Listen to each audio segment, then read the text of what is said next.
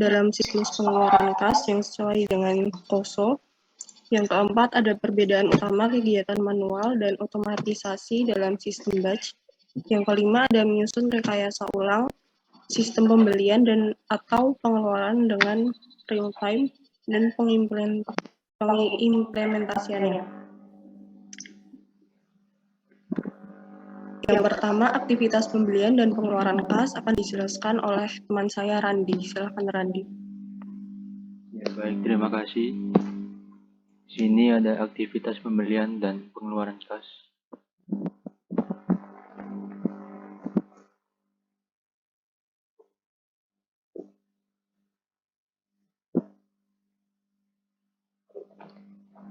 Aktivitas bisnis siklus pengeluaran. Siklus pengeluaran adalah rangkaian kegiatan bisnis dan operasional pemrosesan data terkait yang berhubungan dengan pembelian, serta pembayaran barang dan jasa. Tujuan utama dalam siklus pengeluaran adalah untuk meminimalkan biaya total memperoleh dan memelihara persediaan, perlengkapan, dan berbagai layanan yang dibutuhkan organisasi untuk berfungsi.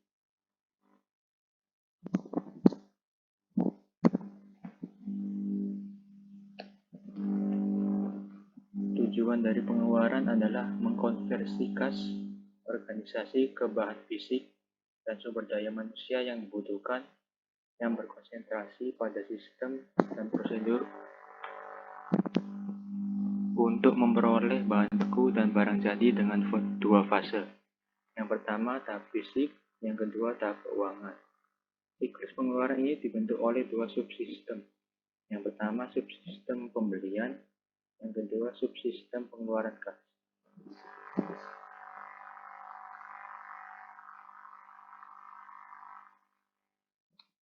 Selanjutnya ada prosedur pemrosesan pembelian.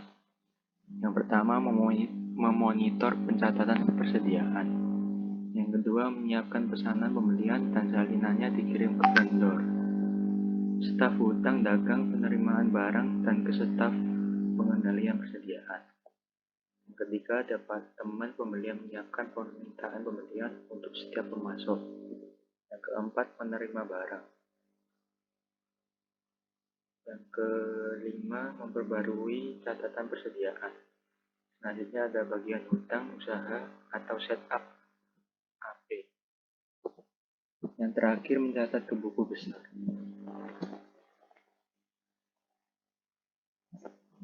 Subsistem pembelian.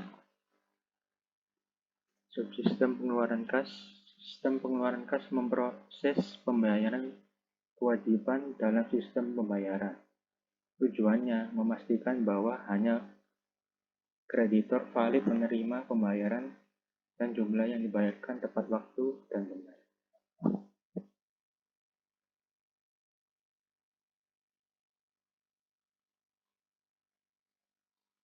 Di sini ada kontrol siklus pengeluaran.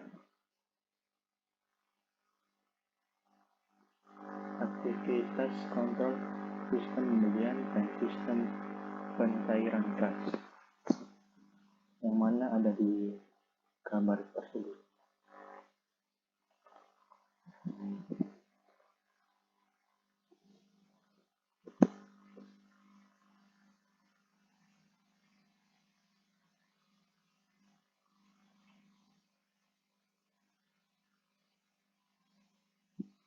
Pengendalian internal utama dalam siklus pengeluaran kas yang sesuai COSO.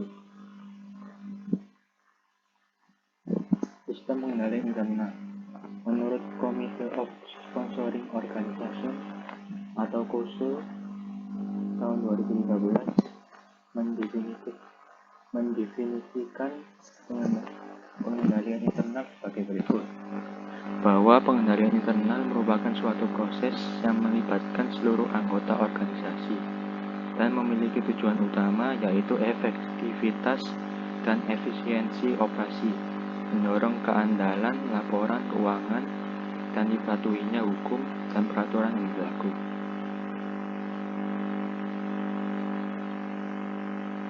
Selanjutnya ada komponen pengendalian internal. Menurut COSO tahun 2013 membagi unsur-unsur pengendalian internal sebagai berikut. pertama, lingkungan pengendalian. Dan yang kedua, penentuan risiko.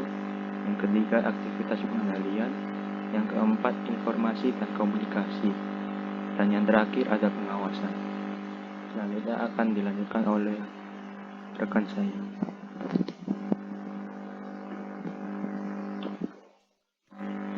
Terima kasih atas kesempatannya. Di sini saya akan membahas mengenai perbedaan utama kegiatan manual dan otomatisasi dalam sistem batch. Perbedaan kegiatan manual dan otomatisasi dalam sistem batch yaitu sistem manual. Tujuan dari bagian ini adalah untuk mendukung perlakuan konseptual dari sistem yang dipaparkan pada bagian sebelumnya. Ini seharusnya membantu untuk mengetahui hubungan antara unit organisasi, pemisahan tugas, dan arus informasi yang perlu dalam operasional dan pengendalian internal yang efektif. Kemudian pada sistem otomatisasi atau batch, keuntungan terbesar dari sistem otomatis atau batch jika dibandingkan dengan sistem manual adalah kebaikan kemampuan untuk mengelola kebutuhan persediaan. Kebutuhan persediaan dideteksi ketika muncul dan diproses secara otomatis sebagai hasilnya. Resiko mengakumulasi kelebihan persediaan atau kehabisan persediaan akan berkurang. Berikut adalah contoh dari flowchart sistem pembelian manual. Kemudian selanjutnya, menyusun rekayasa ulang sistem pembelian atau pengeluaran dengan real-time dan pengimplementasiannya. Merekayasa ulang sistem pembelian atau pengeluaran kas. A. Pemrosesan data, yaitu yang pertama, file persediaan akan diteliti untuk mencari barang yang sudah sampai di titik pemesanan kembali. Kedua, tiap barang akan diisi kembali, dicatat ke dalam file peminatan pembelian. Ketiga, permintaan akan dikonsolidasikan berdasarkan nomor pemasok. 4. Informasi kontak pemasok akan ditarik dari file pemasok yang valid. 5. Pesanan pembelian akan dibuat dan ditambahkan ke dalam file pesanan pembelian terbuka. Kemudian yang keenam, daftar transaksi berbagai pesanan pembelian dikirim ke Departemen Pembelian untuk ditinjau. B. Departemen Penerimaan. Ketika barang tiba, staf penerimaan membuka file pesanan pembelian terbuka secara real-time dengan memasukkan nomor pesanan pembelian yang dilihat dari slip pengepakan. Kemudian C. Pemrosesan data. Pertama, jumlah barang yang diterima akan dicocokkan dengan catatan pesanan pembelian terbuka dengan nilai Y akan dimasukkan dalam field yang terkait untuk menunjukkan penerimaan persediaan tersebut. 2. Sebuah record akan ditambahkan ke file laporan penerimaan. 3. Record buku pembantu persediaan diperbarui untuk mencerminkan penerimaan barang persediaan tersebut. 4. Akun pengendali persediaan buku besar akan diperbaharui. 5. Record dari file pesanan pembelian terbuka akan dipindahkan dan ditambahkan ke file utang usaha terbuka dan tanggal jatuh tempo pembayaran akan dibuat. Sistem yang direkayasa ulang. Secara khusus, bagian penting dari sistem ini adalah yang pertama, sistem ini menggunakan prosedur real-time dan file akses langsung untuk mempersingkat waktu tenggang dalam pencatatan. Kedua, sistem ini meniadakan berbagai prosedur manual rutin melalui otomatisasi. Ketiga, sistem ini mewujudkan pengurangan dokumen kertas secara signifikan dengan menggunakan komunikasi elektronik antara berbagai departemen dan dengan menyimpan berbagai record dalam media akses langsung. Kemudian implikasi pengendaliannya, yaitu pemisahan tugas. Sistem ini menghilangkan pemisahan mendasar antara pemrosesan otorisasi dengan transaksi. Pengendalian catatan akuntansi, sistem ini melihat catatan akuntansi secara eksklusif dalam disket magnetis. Kemudian sistem penggajian manual. Yang pertama yaitu Departemen Personalia, kedua Departemen Produksi, ketiga perbarui akun WIP, ketiga persiapkan gaji, 4 mengeluarkan cek gaji, 5 menyiapkan akun utang, dan yang keenam memperbarui G atau L. Kemudian nomor 7 yaitu otorisasi transaksi. 8 pembagian tugas, 9 supervisi, 9 catatan akuntansi, 10 pengendalian akses, dan yang 11 verifikasi independen. Pengendalian penggajian. Yang pertama yaitu ada otorisasi transaksi. Formulir kegiatan personalia memberikan pengendalian otorisasi yang penting dalam sistem penggajian. Kedua, pembagian tugas. Fungsi penjagaan waktu harus dipisahkan dari fungsi personalia. Departemen personalia memberikan informasi tarif pembayaran ke bagian penggajian untuk karyawan yang dibayar per jam. Jika informasi ini disediakan langsung oleh Departemen Produksi, karyawan dapat mengubah informasi dan melakukan penipuan. Ketiga, supervisi. Supervisor mengamati proses dan merekonsiliasikan kartu waktu dengan kehadiran aktual takut terjadi kecurangan. Kemudian yang selanjutnya akan dijelaskan oleh teman saya. Terima kasih. Oke, yang keempat ada catatan akuntansi. Jejak audit untuk penggajian meliputi dokumen-dokumen berikut. Yang pertama ada kartu waktu, kartu pekerjaan, dan bukti kas keluar. Yang kedua ada informasi jurnal. Informasi jurnal ini berasal dari rangkuman distribusi, tenaga kerja, dan daftar gaji. Lalu yang ketiga itu ada akun buku besar pembantu. Isinya itu adalah catatan karyawan dan berbagai akun pengeluaran. Lalu yang keempat itu ada akun buku besar umum. Isinya itu adalah pengendali penggajian, kas, dan akun dana gaji. Lalu untuk pengendalian akses yang berkaitan dengan sistem penggajian adalah tenaga kerja dan kas. Keduanya dapat disalahgunakan melalui akses yang tidak benar ke catatan akuntansi. Individu yang tidak jujur dapat memasukkan jumlah jam kerja pada kartu waktu, sehingga dapat menggelapkan uang kas. Lalu ada verifikasi independen, verifikasi jam kerja. Sebelum mengirim kartu waktu ke bagian penggajian, supervisor harus memverifikasi keakuratannya dan menandatanganinya. Yang kedua itu ada pengurusan pembayaran atau paymaster. Penggunaan pengurus pembayaran yang independen untuk mendistribusikan cek membantu memverifikasi eksistensi para karyawan. Supervisor dapat terlibat dalam penipuan penggajian dengan berpura-pura mendistribusikan cek pembayaran ke karyawan yang sebenarnya nggak ada. Yang ketiga itu ada utang usaha. Staf AP memverifikasi keakuratan daftar gaji sebelum membuat bukti kas keluar yang mentransfer dana ke akun dana gaji. Yang keempat itu ada buku besar umum. Departemen Buku Besar Umum memverifikasi seluruh proses dengan merekonsiliasi rangkuman distribusi tenaga kerja dan bukti penggajian. Lalu ada fisik sistem penggajian. Di sini bisa dilihat ya gambar tabelnya, flowchart-nya. Lalu pemrosesan sistem penggajian berbasis komputer. Yang pertama itu ada otomatisasi sistem penggajian menggunakan sistem batch.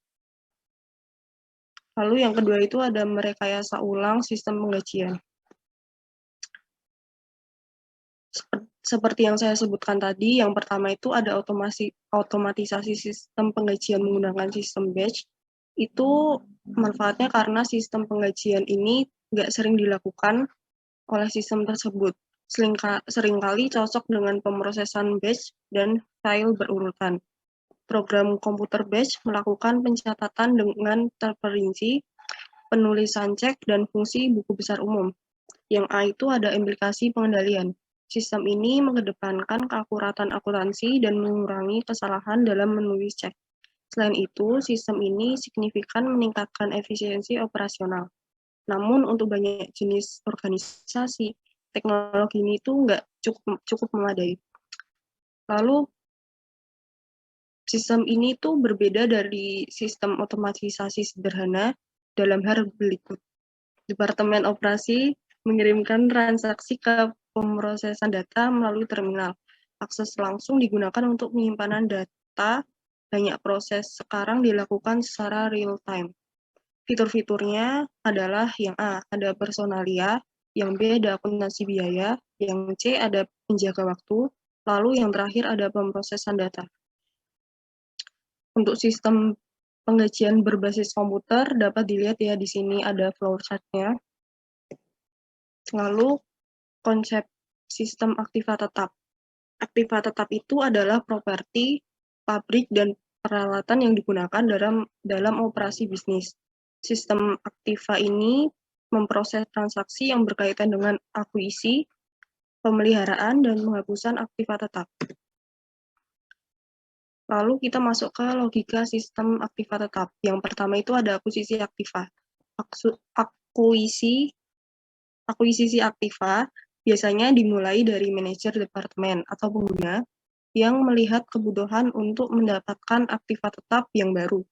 Prosedur otorisasi dan penyetujuan yang terlibat dalam transaksi ini akan bergantung pada biaya aktiva tersebut. Lalu pemeliharaan aktiva itu melibatkan penyesuaian saldo akun buku besar pembantu aktiva ketika aktiva tersebut tidak termasuk tanah atau menyusut sepanjang waktu pemakaian.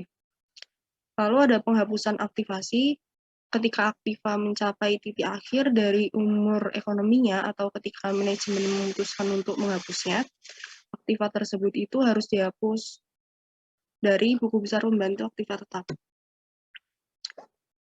Lalu sistem aktiva tetap berbasis komputer itu menjelaskan tentang prosedur akuisisi, yaitu kedua pemeliharaan akuisisi, yang ketiga ada prosedur penghapusan.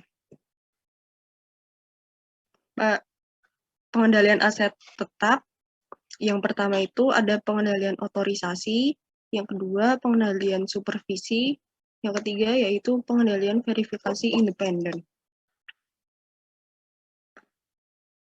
Untuk presentasi dari kelompok kami mungkin segitu saja. Kurang dan lebihnya mohon maaf. Apabila ada pertanyaan yang ingin disampaikan atau didiskusikan, bisa ditaruh di kolom komentar ya. Makasih.